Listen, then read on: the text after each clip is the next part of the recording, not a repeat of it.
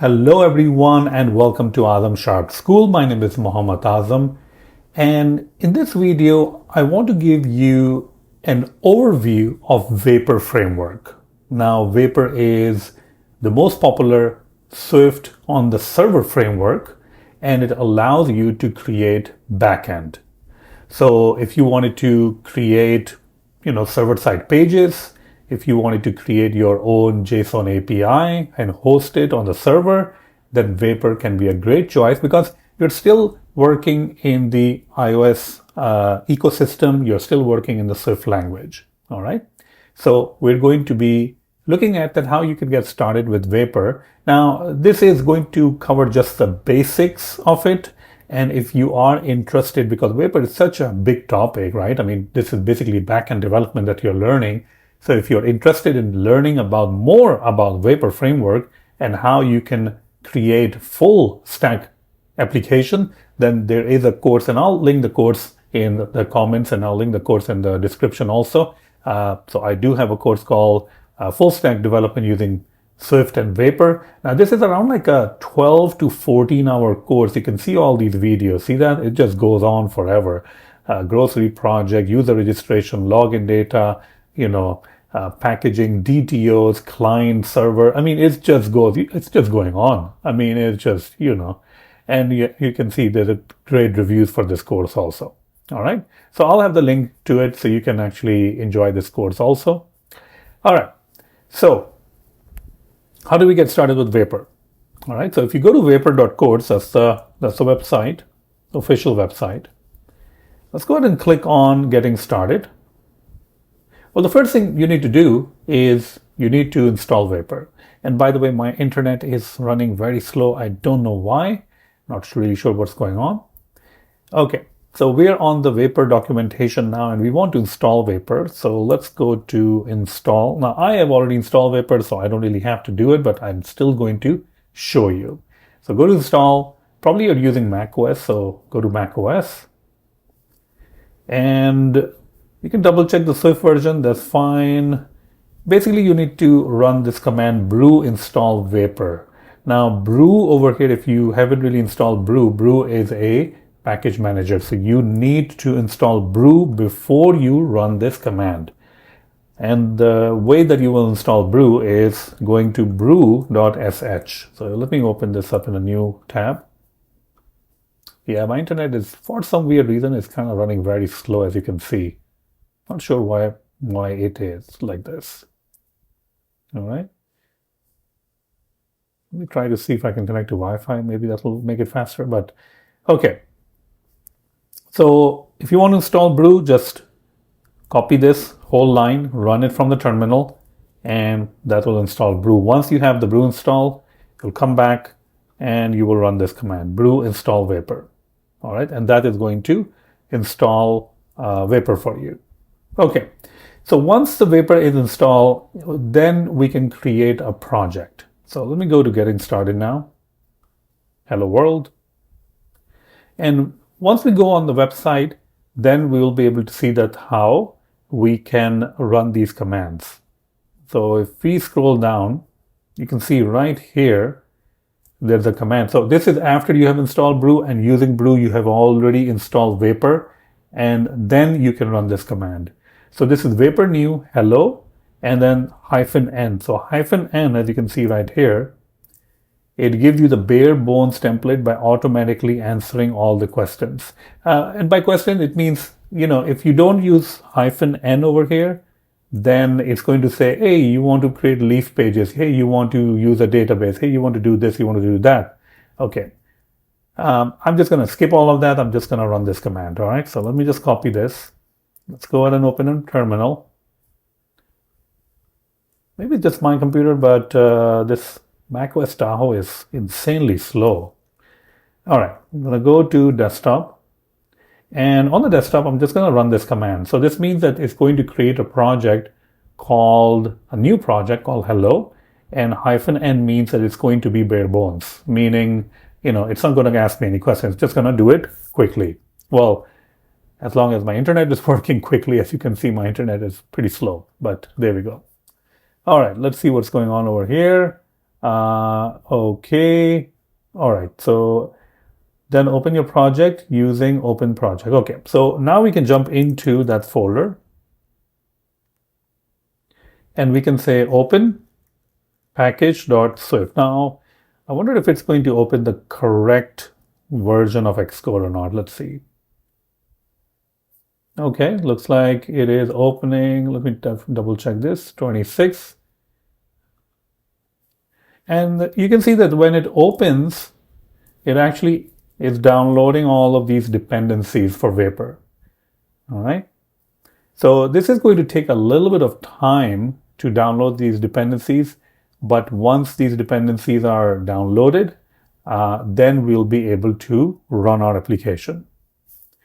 Another thing that you can actually do quite quickly is change your destination device to Mac OS or My Mac, because you'll be running the server on your Mac, not on your iPhone. So that's a very important thing that you should take care of. You can see it's indexing the file and all that. Let's go ahead and take a look at the structure of this. So this is your code base, right? Your name of the project is hello. And most of the folders, you will see that they're kind of empty because we use that -n option. So it's going to be very bare bones. You can see that in the sources, we have the hello folder because that's the name of our project. Controller folder is empty. Then we have a configuration file. Configuration file is basically used to, well, configure things. Like if you want to configure a database, if you want to configure the, the middleware authentication and all that stuff. So this is where you will do that. Then we have the entry point. This is kind of like the entry, the main function where the application then launches your actual app. So we're not really going to be doing anything over here for now. We'll be mostly dealing with the routes file. And you can see that the route file contains two different routes. So this is the one route, and this is the another one.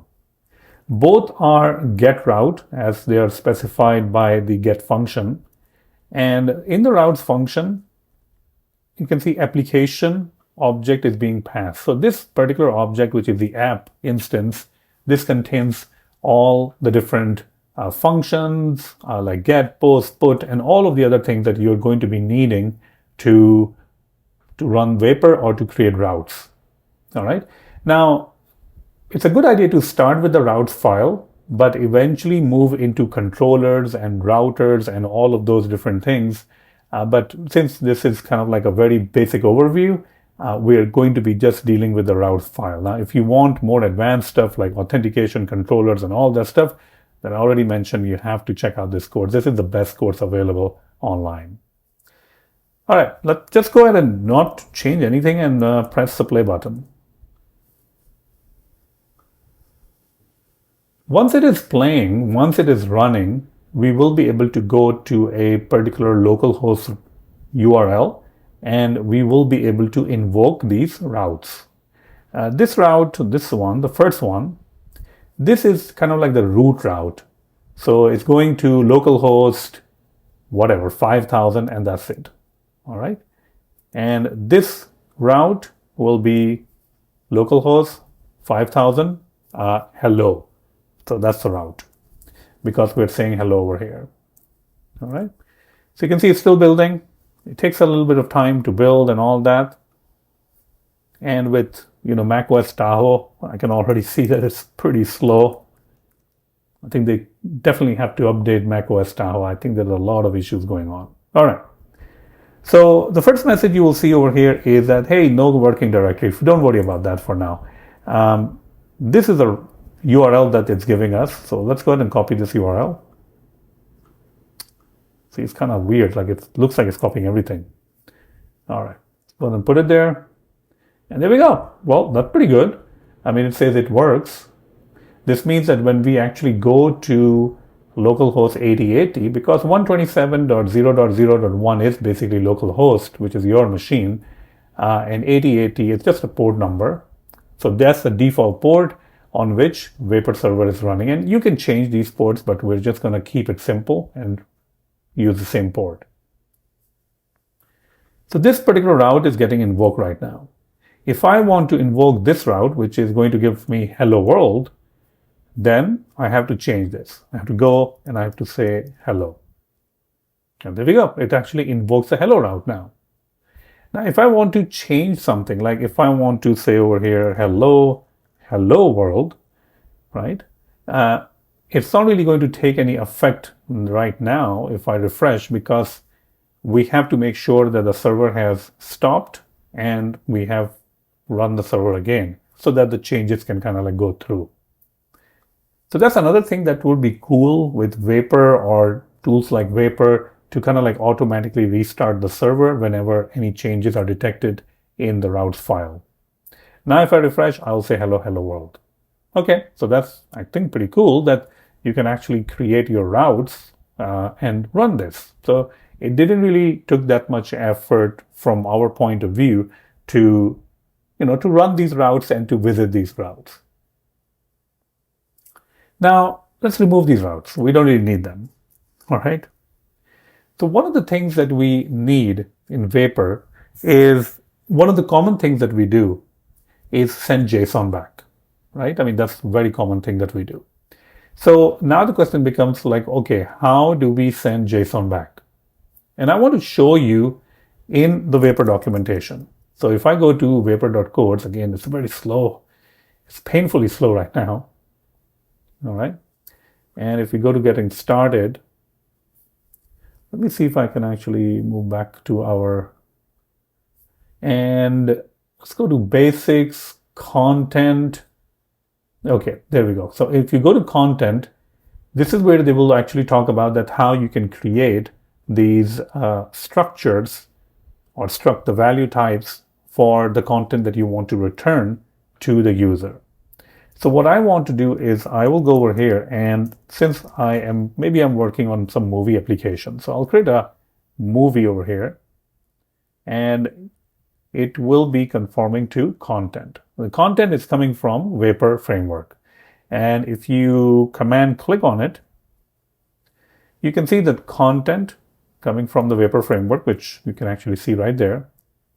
But another thing to note about this is it's already conforming to a lot of different protocols, including Codable. So instead of using Codable, we're just going to use content because we're working with Vapor. This will be a name of the movie, and we can also have year of the movie, like whatever the year the movie was actually released. So this is our movie, right? Now, if I go ahead and create a movie inside the route, I mean, I'll just go ahead and create a route over here, app.get, and what should we call it, right? I mean, do you want to call the route something, or it will be just a root route? I mean, that's perfectly fine too. Request, it can be async. I mean, you can put async over here if you want to, because this is an async route. And you can see that right now it's not really returning anything. So if I go over here and return something, then it's fine and happy. So if I go ahead and create a movie inside this, name of the movie, Lord of the Rings, I'm not sure when it was released, but I'm just going to say 2001, and I will return movie. All right, that's it. I mean, that's literally it. If I go ahead and run this right now, okay, and I'll go to my route. And what's the route? The route was just a root route, right? Oops, there we go. Okay, there we go. I think I don't really have that thing installed, JSON view, right? So let me actually install JSON view. Do you know what JSON view is? JSON view is a pretty cool plugin for, oh, you can really add that because I'm in incognito mode. Okay, not sure why I'm in incognito mode. Let me actually see why am I in that. I'm going to just drag up over here. Okay, so I already have that installed. There we go. So now it looks a little bit better. You can see that when I go to that particular route, it shows me JSON being sent, right? Now, if I wanted to send you an array of movies, how would I do that? Well, it's going to be the same thing. You just need an array of movies. These kind of things, I like to go to ChatGPT. Let's give it a movies over here. Create 5 movies. And I just provide it with the struct over here. It's kind of weird. It always comes up with the same movies, like mostly like science fiction movies. Okay. Now inside over here, we can actually create the movies. And if I want to return, I can actually return the movies. And now if I run this, and I go ahead and visit this again, I get an array of movies. And once you get this array of movies, I know that it's running on your local server. You can create an iPhone app and you can consume this in your iPhone application, which is kind of cool. Well, one other thing that we can actually do with the movies is we can add genre. And I know that genre can be like an enum, but let's just keep it simple. And let me go ahead and give this again to the ChatGPT, so ChatGPT can do it again. Okay, science fiction, action, comedy, and all that. Let's go ahead and copy that because now we have a genre. Okay, there we go. Now, if I have the genre, wouldn't it be nice if I can somehow, pass in the genre action and it will give me action movies. If I pass in comedy, it will give me comedy movies. Let's also tell it to make 10 movies. 10, oh, my typing is so bad right now. A little bit of a placement of the keyboard, a little bit, if it's off, it will definitely mess up. So we have science fiction, action. Action is only one, which is kind of weird. Make multiple, well, not multiple. I guess that's okay. I guess we can use drama. Action is only one, but I can also change that. Okay, that's not a big deal. But let me copy that. For some reason, it's just creating more genres, which we don't want. Let's just call this action also. And let's just call this also action. All right, so a couple of action movies. Okay. Now, if somebody asks you that, hey, would it be nice if we can get only the action movies? How would we do that, right? Well, one of the ways we can do that is by creating a route. And the route that I'm going to create is movie/action, right? So if I go over here and I say movies and action, then I can run this code. Request async in and return something, right? So in this case, I can say movies.filter, and we can probably perform a filter where the genre is equals to action. Well, I guess in our case, the action is a little bit uppercase, so we can provide that. I guess we can, this is fine, I think, for now. All right. So we created one route that is movie/action, and that is going to return you the action movies. Now, let's run this. Let's see that if it's even returning you the action movies or not. Let's go over here. Movie/action. Okay, that particular route, it says that it's not found. Why do we think that it's not found? Action. Okay, so probably the route is not found because of this thing. So I'm just going to change that to action. Right. Go ahead and run this. Okay, so we got some action movies, right? So now we're getting some action movies over here. If I go over here and I say drama instead of action, then we can see nothing is coming back. If I say action even with small, but make sure that you're giving an uppercase A, or else the route will just not match. Okay, So if we go to movies like action, it gives us action movies. And I can actually probably change that over here, but sometime you can see that it just capitalize it automatically.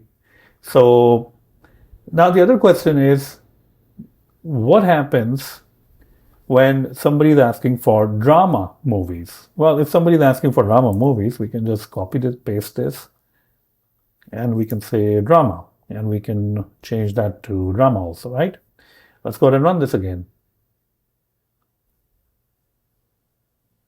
I mean, you know where I'm going with this, right? All right, so action movies is good. Drama, okay, we got a couple of drama movies. Well, the problem with this approach is that we can have, there's a possibility that we have like 10 to 15 different genres. And if you have 10 to 15 different genres, does that mean that you will end up with 10 to different routes? Well, that's going to be too much, right?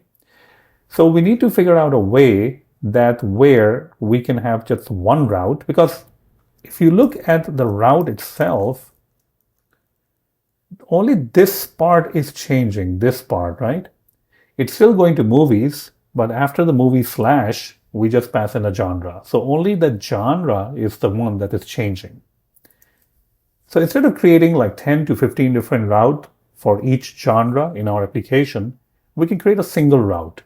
And we can say that this part is the one that's going to be changing. So let me remove the drama route. And I'm going to say over here that this is like where you can pass anything. You're going to pass genre.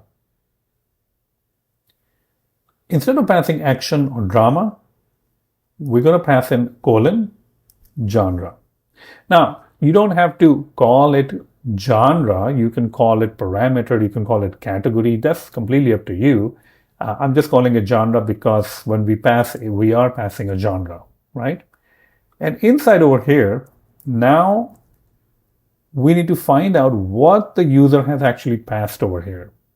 That's the important part, because this thing is known as a route parameter.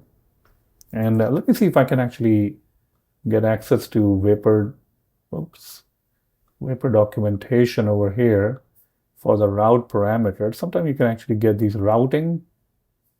Yeah, I'm not sure why it's so slow. Probably it's my internet or something is weird is going on. It's just insanely slow, as you can see.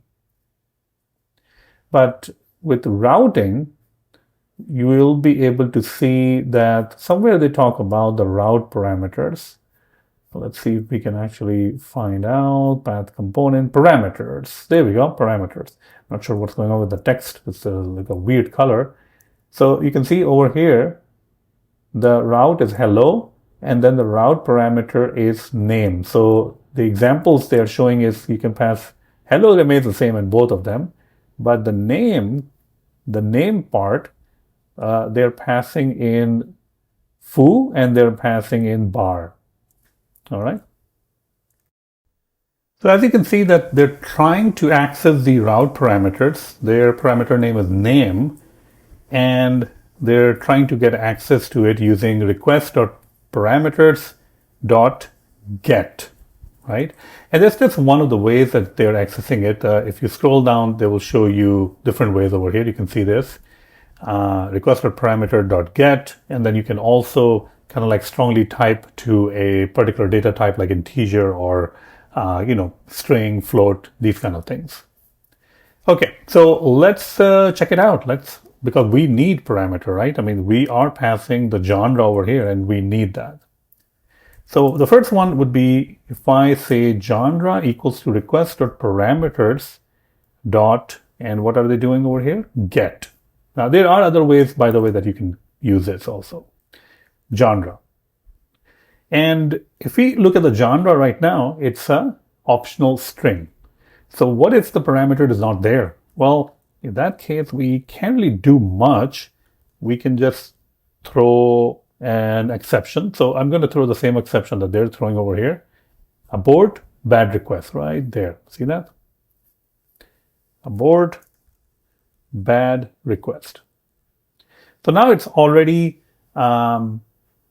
unwrapped because we're using guard let and our genre is with us. So this means that we should be able to filter the movies based on the genre. So I can say over here $sign.genre, and we will make it to be genre.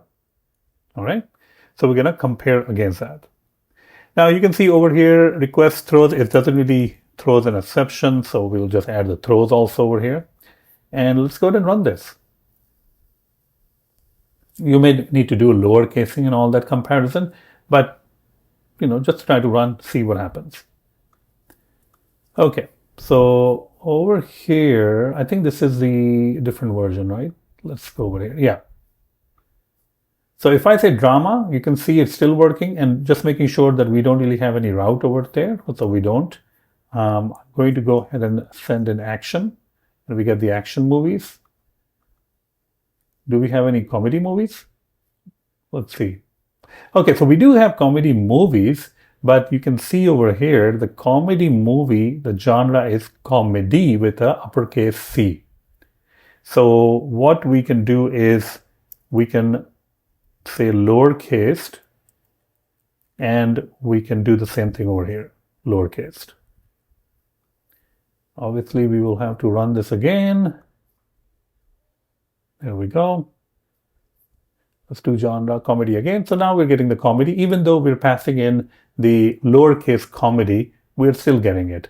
And the other routes, we can pass in whatever, and it returns. So instead of having a separate route for every single genre, which can become like a lot of problems, we ended up having just one single route, and we use the route parameters, which is this one.